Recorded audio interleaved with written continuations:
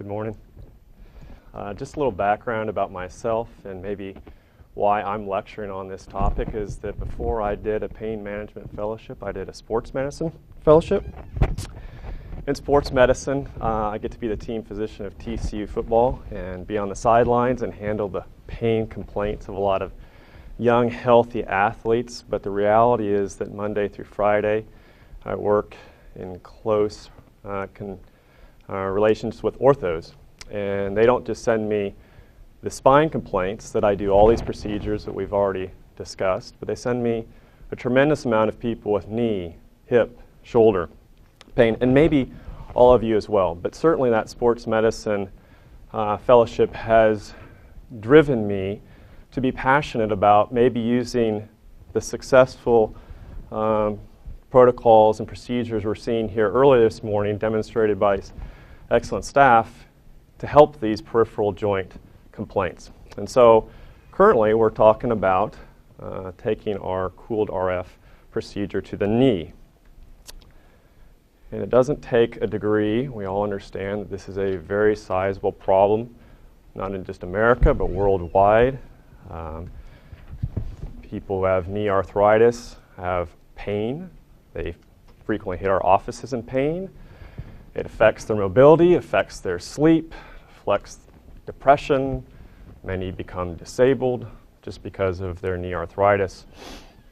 When you look at our golden years, our retired community over 65, one study here says approaching a third of those patients have symptomatic knee arthritis. And the benefit of our aging population is that we are supposed to have better and more people in golden years, but this particular complaint will continue to escalate.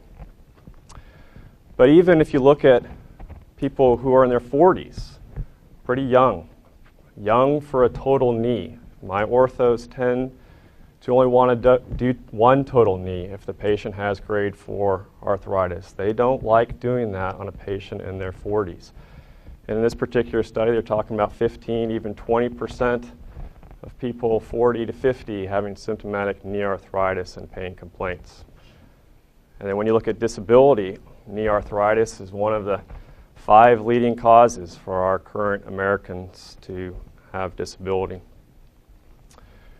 We all know this slide as well. There are modifiable risk factors. Weight is number 1, 2, and 3.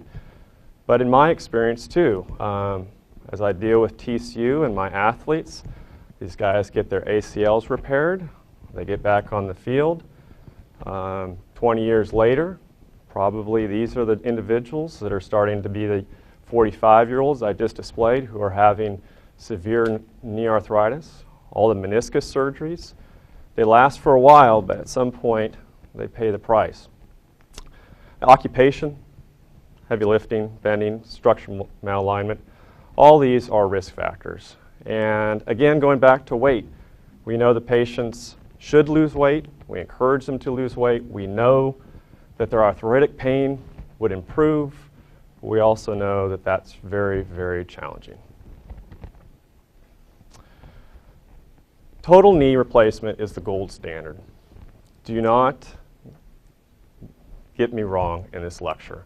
This procedure is not replacing total knee replacement. If every one of my patients goes to my orthopedic surgeon, every one of the patients, if they want a total knee replacement and they're a good candidate, have a very valuable and good surgical option that is well proven to be very successful. But not only are we having people who pre-total knee have a lot of pain complaints, but even post-total knee, post-total hip, some studies say up to 40% of those people come in with pain complaints. And by that time, my surgeon has usually said, I'm done. I can't do any more. I've already done the surgery. So a brief review of Med School 101, the knee joint, very large joint, connection with our femur to our tibia. The fibula is representing the lateral edge. This is obviously a right knee with our patella sitting there right in the notch. And the neuroanatomy. very, very challenging. We do not, and again, take this note as well, we do not know the extensive, 100% sure knee anatomy in terms of neuroanatomy. We have branches from the femoral, common peroneal, saphenous, tibial, obturator. And that innervation is very, very complex and extremely variable. We're at the tip of the iceberg with this procedure. So again, kind of going back to some anatomy. These geniculate nerves that we're going to be talking about today, they are branches, three geniculate nerves come off this tibial nerve. Again, we're looking at the posterior right lower extremity here, and the common peroneal here on the lateral aspect. Again, we know that by the fibula. So if we are looking at this posterior view, I will just say that here at this notch, from our experience and from our anatomy, there's a superior medial geniculate nerve, there's a middle geniculate nerve, and then there's an inferior medial geniculate nerve. They're all coming off of this tibial, 3 branches. 3 branches are coming off this common fibular, common peroneal. Again, not rocket science. We're superior lateral now, inferior lateral, and a recurrent tibial. We in our RF and our particular approaches have chosen 3 geniculate nerves, superior medial, superior lateral, and inferior medial to focus on. And I think it hopefully is obvious. You don't have very good landmarks here and here for our middles. And we have a nice common peroneal nerve sitting right here that we would really rather not RF accidentally and leave our patients with foot drop. So when we're dealing with our anatomy, we're here, here, and here. These are the little tiny geniculate nerves. This is a right knee, again, very hard to see. Here's our epicondyles and the little tiny geniculate nerve coming right past those epicondyles. Clinical literature, Dr. Choi in Korea in 2011 came out with a study. He compared 19 knee RFs with 19 sham, followed him 1, 4, and 12 weeks follow-up. And he was on follow-up out to our 12 weeks, seeing about 60% of his patients with greater than 50% knee pain relief. And again, no adverse events. So a couple things with this. Admittedly, this is not a double-blinded high-end study. This is only 12 weeks. We are only talking about 60%, so you can see 6 of his patients got very little to not significant relief, but we're also seeing no adverse events. In Japan, later that year, Dr. Ike Uchi, my Japanese isn't very good, I apologize. Similar study. Again, we're comparing knee RF to just anesthetic block.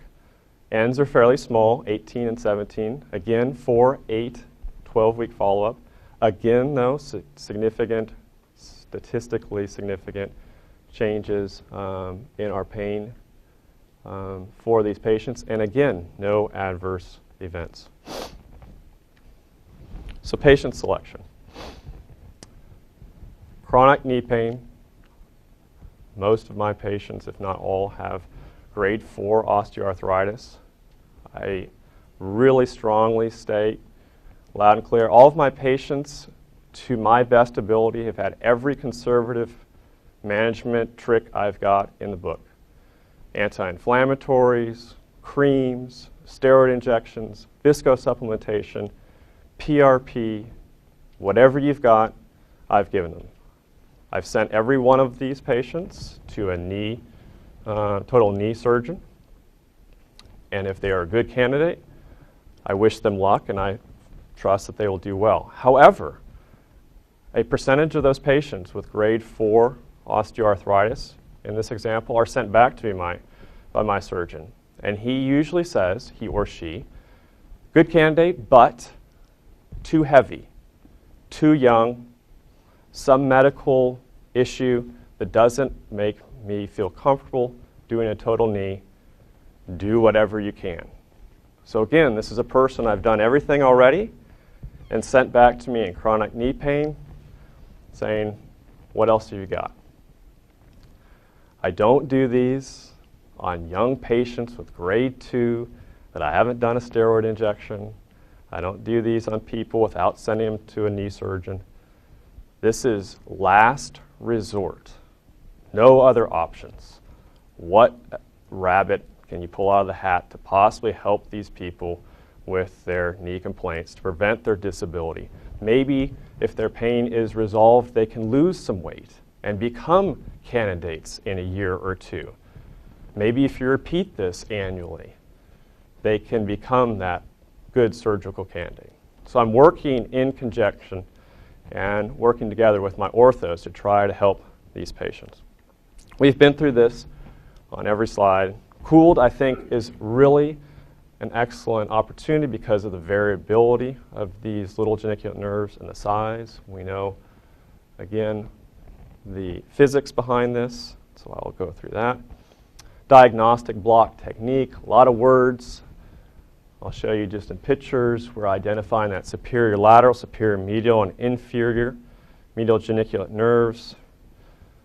I try to elevate the affected knee with a bump, Seattle pillow, something, so when we go on lateral, the other knee is not in the image. That's not really too hard to understand. And I use small amounts of, for me, 0.5 bupivacaine. Cooled radiofrequency, just the exact same technique. I put in 2% lidocaine before my burn. 60 degrees, 2 minutes and 30 seconds. So here's my little drawing. Again, trying to remind us we don't really want to be down here. This is the inferior lateral genicular nerve, but that's also the common peroneal. Nice motor nerve, do not go there. Maybe one day we'll figure out how to be safe, but right now that's not today. So superior lateral, superior medial in the notch as the shaft is connecting the epicondyles. Right here is where we want to be of these 3 different spots. So here's a picture from a patient of mine. Again, I'm just trying to point to these notches. Again, here's our fibula. This is lateral, so we're here at inferior medial in our 2 superior locations. A key for us who maybe don't do a lot of knee fluoros is you first have to use some tilt to flatten out your tibial plateau. And then you usually have to use some roll to get this patella right in the notch. This is now a true AP projection. I also usually somehow tie the ankle to the bed because invariably the patient's leg starts to roll and this AP image disappears. So I'll go back. So I then anesthetize these areas. I place the needles coaxially, hit bone, and go to a lateral projection. Our goal is 50% of the diaphysis here, the femur, as well as the tibia. We, on lateral projection, kind of the trick as well is trying to make sure these femoral condyles line up. Again, sometimes that takes my nurse or tech having to slightly work with the patient's ankle, just so we are truly at 50%. I've been burned on that early in this particular procedure.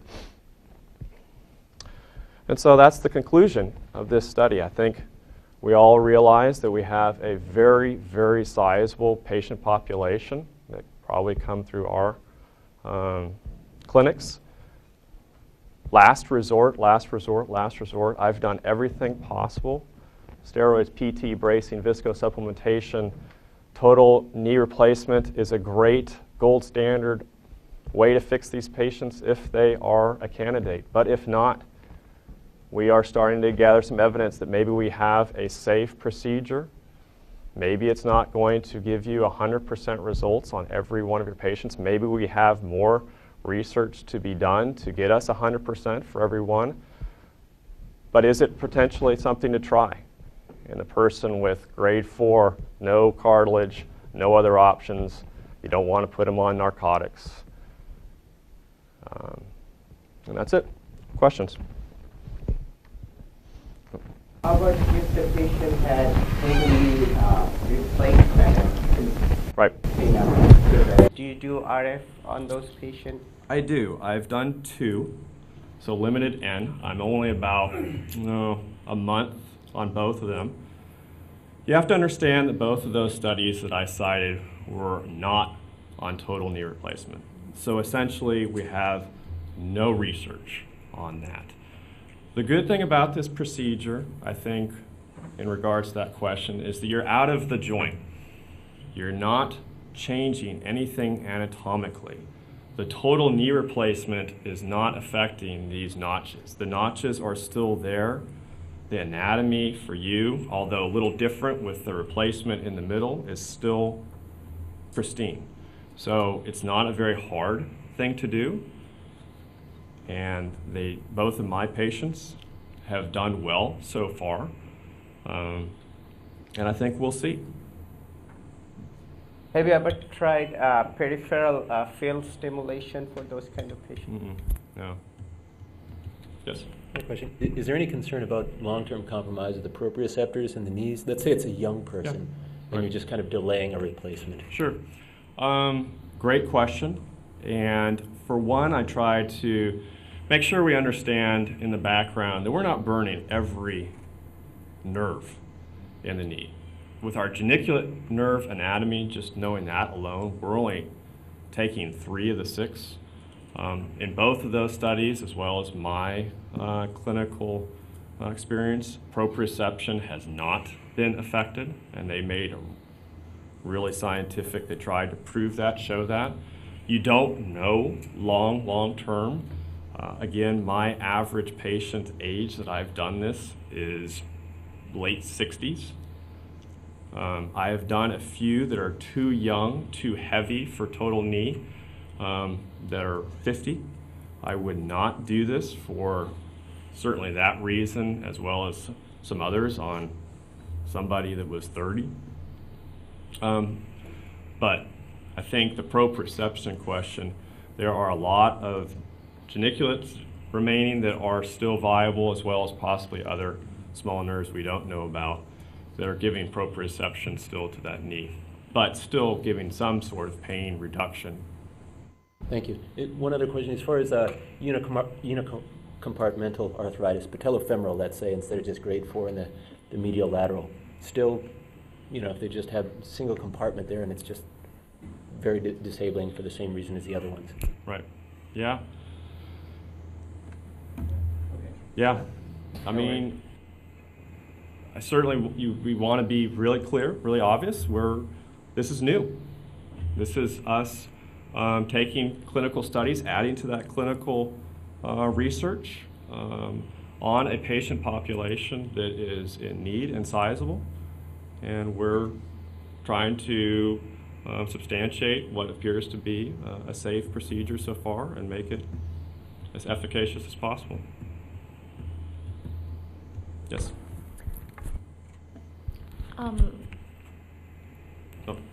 Sorry. Sorry, I didn't know. Look there and heard a different voice. Yes, ma'am. When was the earliest patient that you first performed this procedure on, and how far out have you followed them for? What is the longest length of time you followed someone else for? My first patients were about a year ago. I've done this for about a year. I've done probably about 20 patients so far. I have a few of those patients about a year ago. About 60% of my patients at 9 months were still having over 50% pain relief. Again, that's not to say that every one of my patients has gotten 50% pain relief. I had a grade 4 double knee patient come in 4 months ago. I did both of them. On his one knee, he has literally 100% pain relief still. On his other knee, for some reason, he says maybe 20%. Same procedure, same day, same patient. Is it a valgus deformity? That knee that's not doing as well has a little bit more deformity? Hard to say. But to go back to your original question, we're looking at about 9 months of research on my longest follow-up. And certainly the key to this particular procedure, I think in the long run, is can this last for a year, 9 months, year, longer? Visco supplementation, when I do that, I'm promising the patients hopefully 6 months of relief. Now, when they're grade 4, we all know that that's probably not going to happen. But And you are using the cooled RF? I am. Yeah, I started with 1 or 2 patients with traditional, and my results were much less than cooled. Again, if we understand and we do more anatomical dissections, finding true landmarks on high-end number of cadavers, can we have a better idea of exactly where these little geniculate nerves are? Potentially. But with right now, these cooled lesions provide a safe, larger lesion that seems to be in a good percentage of the patients capturing those geniculates if we use these particular landmarks. Yep. For this procedure, are you consenting the patient and billing it as experimental or investigation? No, I mean, we're doing a peripheral nerve RF 64640. I'm very upfront with the patients. Hey, this is, I think most of us, or some of us, do peripheral nerve RFs that are a little outside the spine norm. And I'm very honest with them. This is kind of a new technique. Again, every one of my patients has nowhere else to turn. I say that over and over and over again. They're on walkers, they're on canes, they're disabled, they're frustrated, they hurt, they don't have a surgical option. And they say, I understand the risks and benefits, and that's how I consent. Yep. A couple things. Are you doing sensory stim? I do not. And any, aside from their VAS or just pain reporting, have you noticed change in ambulation distance community to? I have. Yeah, I use Oxfords for my follow-ups on my patients.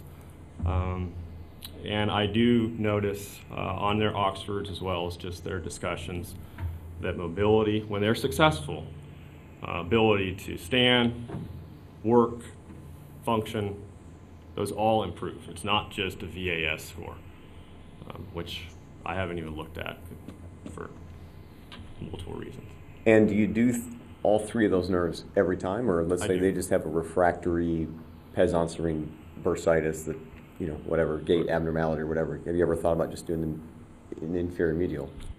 I haven't, because again, patients I've done have essentially complete joint loss, osteophytes, cysts, you name it. And so I want to give them the best chance.